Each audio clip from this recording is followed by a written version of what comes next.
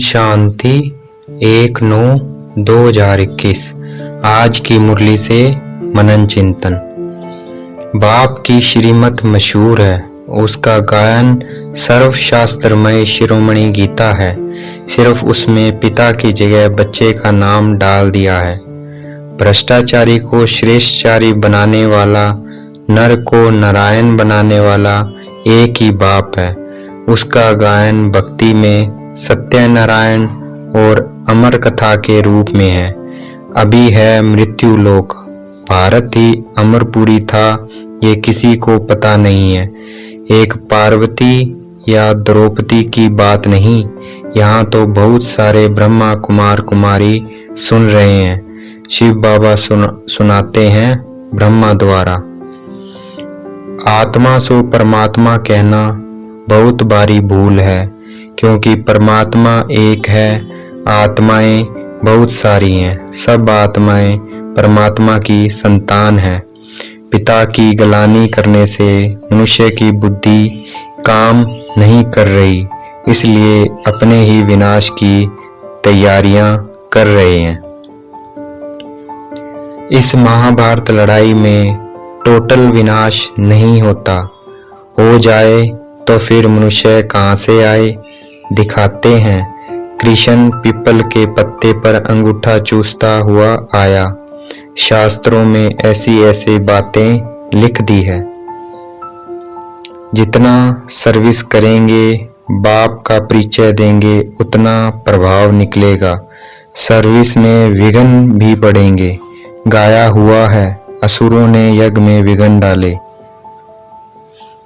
सदगति दाता एक शिव बाबा है, पतितों को पावन बनाते हैं। जरूर पतितों को ज्ञान देंगे तो परमात्मा सर्वव्यापी कैसे हो सकते हैं?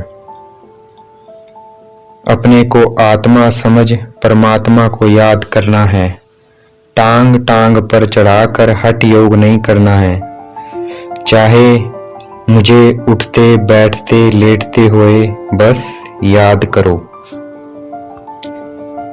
गाया जाता है, गंगा जल मुख में हो तब प्राण तन से निकले। अर्थात ज्ञान हो परमात्मा को क्यों और कैसे याद करना है, तब प्राण तन से निकले। बाप को याद करना है, सवदर्शन चक्रधारी बनना है। बीज को याद करने से सारे झाड़ का ज्ञान बुद्धि में आ जाएगा। 1 सेकंड में सब ज्ञान लेते हैं।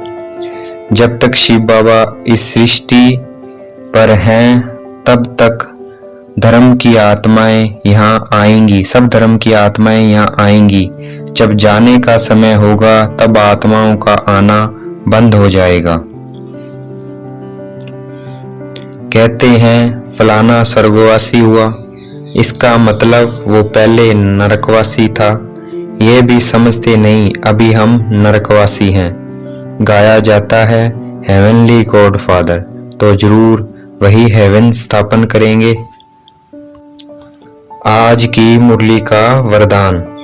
सदा कंबाइंड स्वरूप की स्मृति द्वारा मुश्किल कार्य को सहज बनाने वाले डबल लाइट भव।